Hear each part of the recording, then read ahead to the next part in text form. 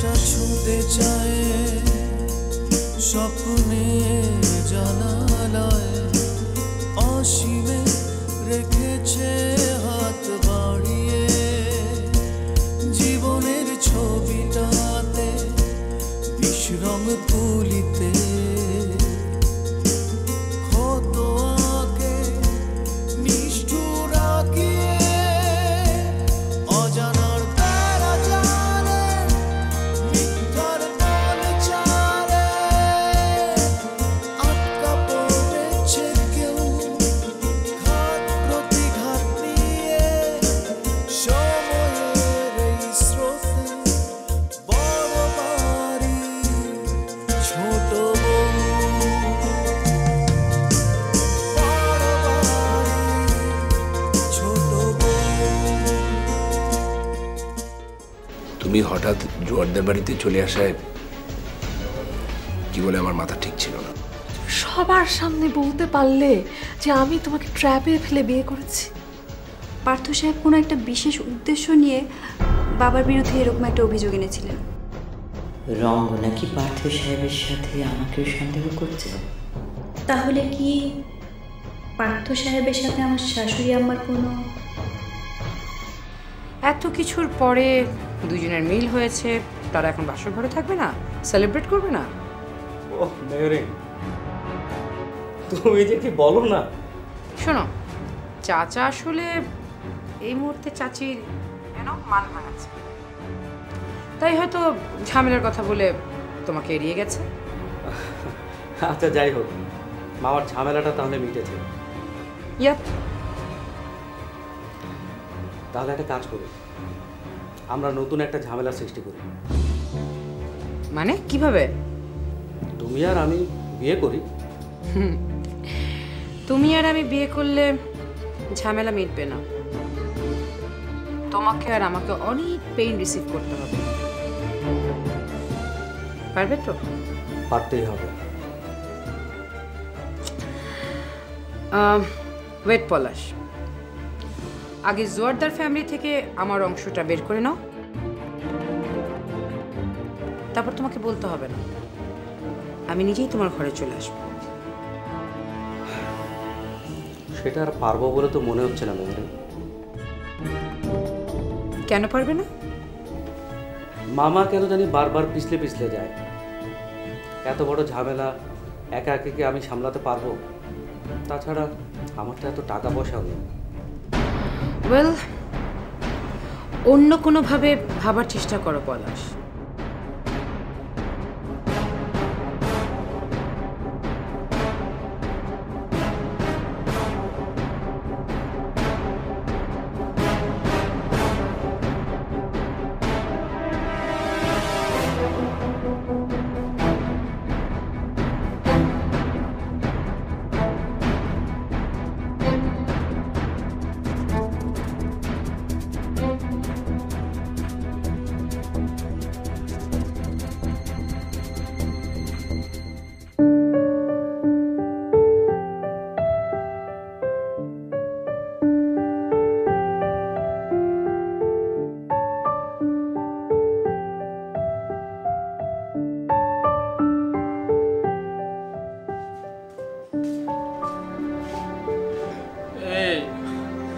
আমি তোমার সাথে বাইরে যাব।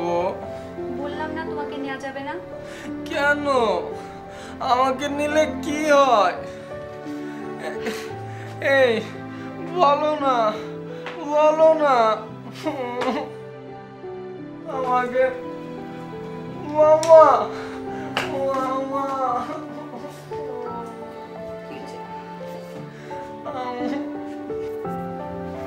মামা।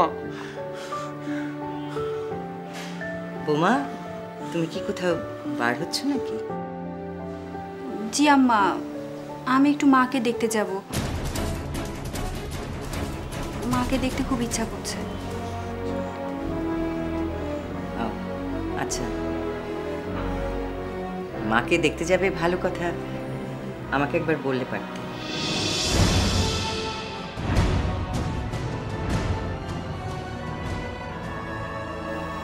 না মানে আম্মা, আমি ভেবেছিলাম যাবার সময় আপনাকে বলে যাব। মারফিকে সঙ্গে নিয়ে যাচ্ছ তো?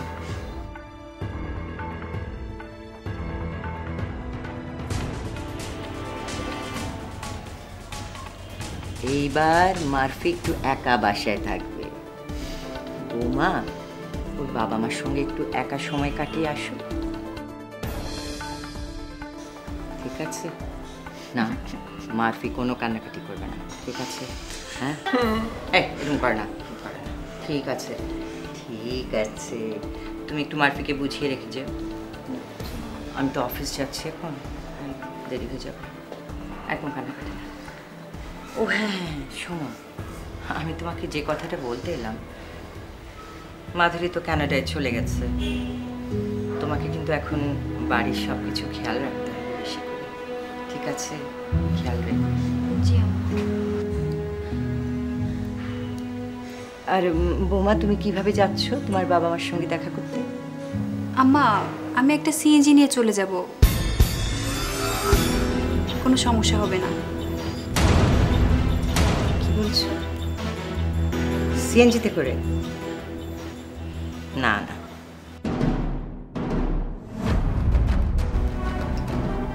জোয়ারদার বাড়ির বউ সিএনজি ভাড়া করে বাবা মার সঙ্গে দেখা করতে যেতে পারে না, এটা শোভন না। তুমি 1 ঘন্টা অপেক্ষা করো, ড্রাইভার আসবে গাড়ি নিয়ে তোমাকে নিয়ে যেতে। আম্মা, আমি কিন্তু সিএনজিতেই চলে যেতে পারবো। বললাম তো, জোয়ারদার পরিবারের বউরা সিএনজিতে করে বাবা মার সঙ্গে দেখা করতে চায় না। আর শোনো, এই টাকাটা রাখো, যাওয়ার পথে তোমার বাবা মার জন্য প্রথমে ফুল কিনবে, তারপর ফল আর মিষ্টি কিনবে, ঠিক আছে? না আম্মা, ওসব কিছু লাগবে না। লাগবে না। শোনো বৌমা, এই প্রথম কিন্তু তুমি তোমার বাবা মার সঙ্গে দেখা করতে যাচ্ছ বিয়ের পরে। খালি হাতে গেলে চলবে?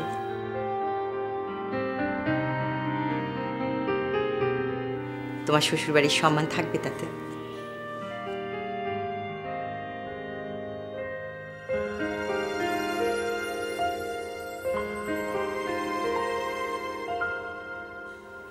ও, যাওয়ার সময় তোমার দাদি শাশুড়ির সঙ্গে দেখা করে যেও, ঠিক আছে? জি আম্মা।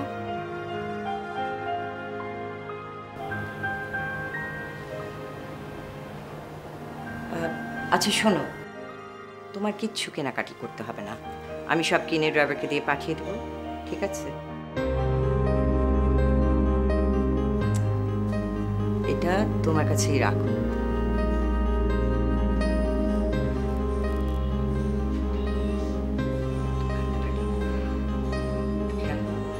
বুঝিয়ে যাও। মারফি, ঠিক মতন থাকবে। দাদিমা আছেন তো?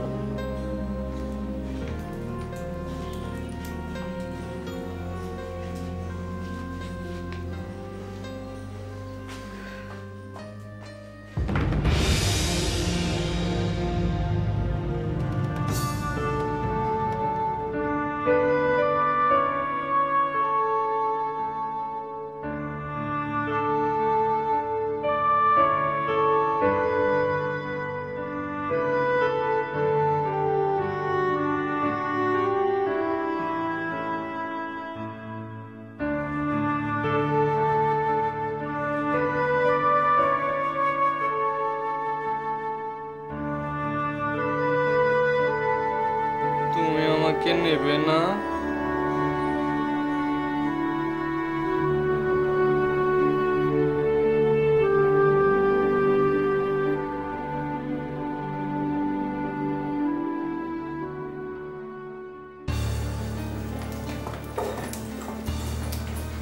আম্মা,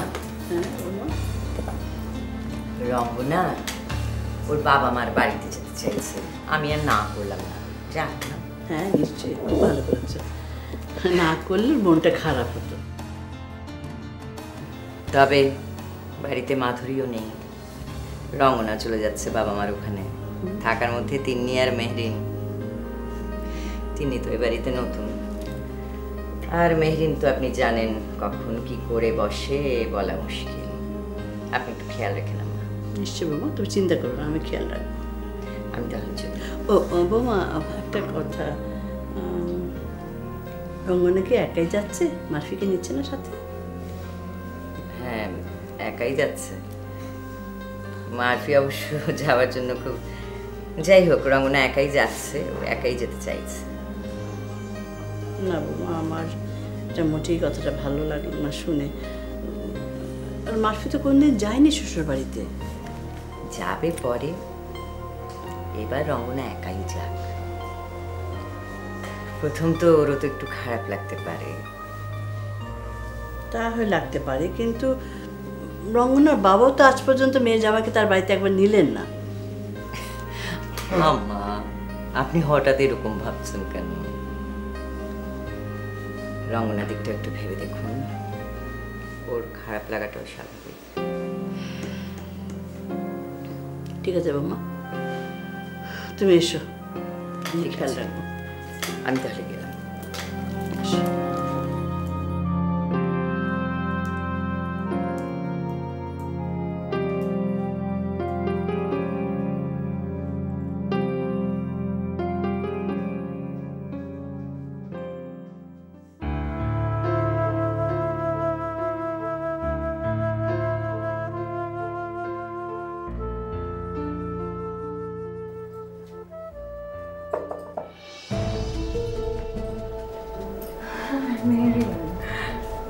চাচি, তুমি আমার উপর রাগ করনি তো?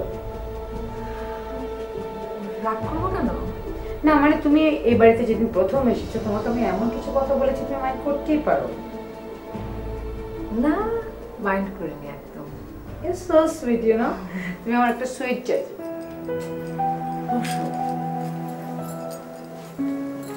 Thank you. তোমাকে আমার খুব পছন্দ হয়েছে। আমার আসলে তোমাকে খুব ভালো লেগেছে। Thank you. আচ্ছা চাচি, এহসান চাচার সাথে তোমার যে অভিমান হয়েছিল সেটা মিটে গেছে? গুড। আসলে কি জানো, এহসান চাচা খুব সহজ সরল। তা না হলে তোমার মতো একটা বউকে এতদিন অন্য কারো বাড়িতে ফেলে রাখে বলো?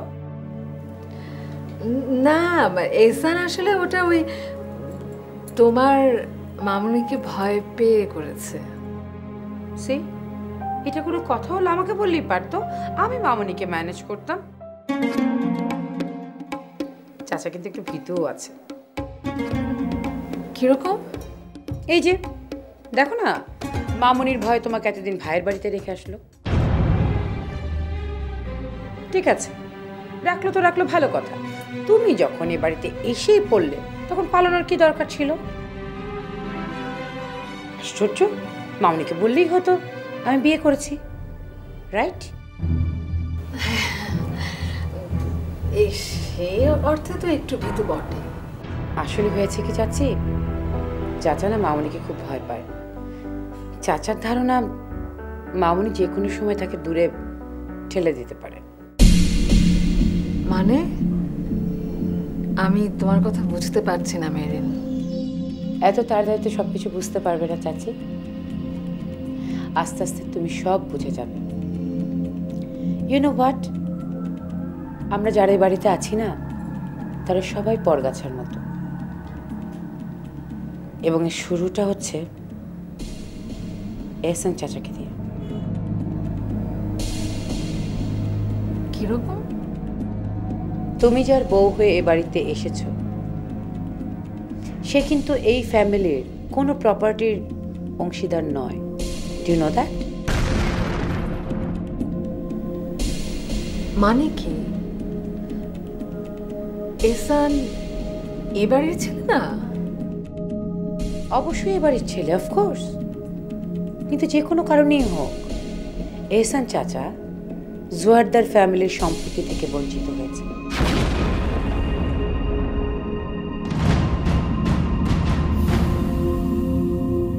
অ্যাট দ্য সেম টাইম পরবর্তীতে কিন্তু আমরাও বঞ্চিত হয়েছি।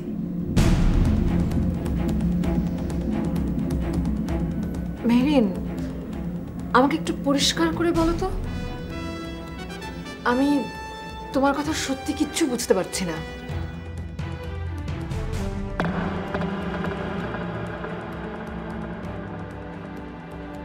বললাম তো চাচি, এ বাড়িতে আরো কিছুদিন থাকো, তাহলে সবকিছু বুঝতেও পারবে, জানতেও পারবে।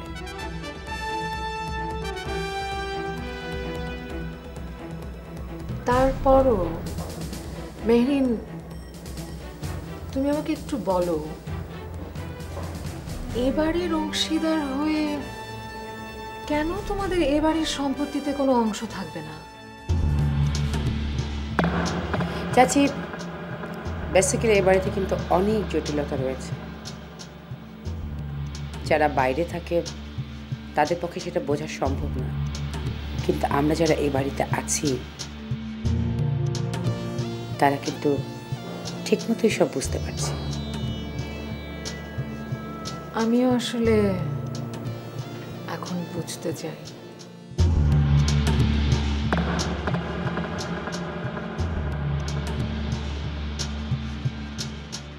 অফকোর্স, তোমাকে তো বুঝতেই হবে চাচি।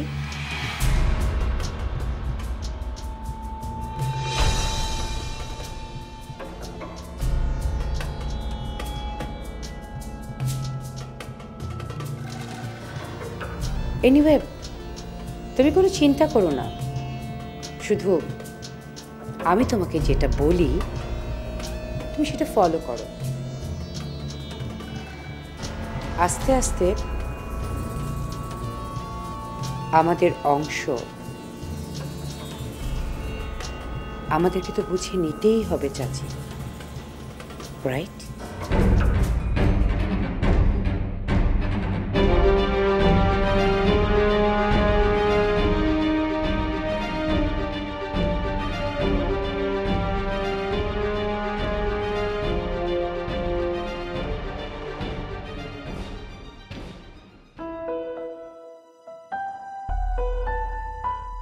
আমার যাওয়ার জন্য আম্মা যদি গাড়ি পাঠায় তাহলে ইমরোজ ভাইয়ের আর এদিকে আসা দরকার কি? আমি তো গাড়ি নিয়ে একাই যেতে পারবো। আমি বরং যাওয়ার সময় ইমরোজ ভাইকে তুলে নিয়ে যেতে পারি, সেটাই বরং ইমরোজ ভাইকে বলে দিই।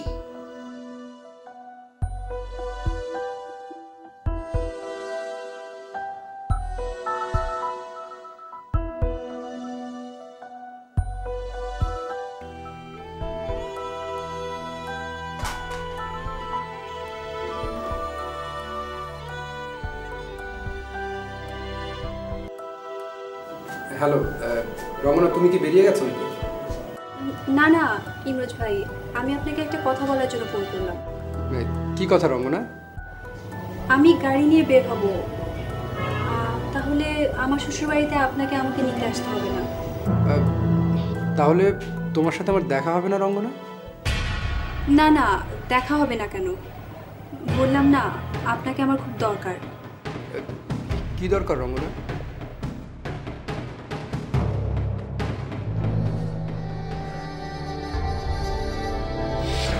আমার ধারণা পার্থ সাহেব নিজ হাতে এরকম একটা ঘটনা সাজিয়ে বাবাকে বিপদে ফেলার চেষ্টা করেছেন, কিন্তু আমার জন্য পারেননি। আমি জানতে চাই কি কারণে এত বড় একটা নোংরা ঘটনার সাথে উনি বাবাকে জড়ালেন। মারফিকে কি আদৌ তুমি স্বামী হিসাবে গ্রহণ করতে পেরেছো? ভাবি যদি আপনার কথা না শুনি এখন থেকে শেষা দিবে, দেখুন সব কথা শুনবে। রঙ্গনা কাউকে ভালোবাসে এবং বাবা মায়ের সাথে দেখা করার সাথে সাথে সে তার সাথে দেখা করে আসে।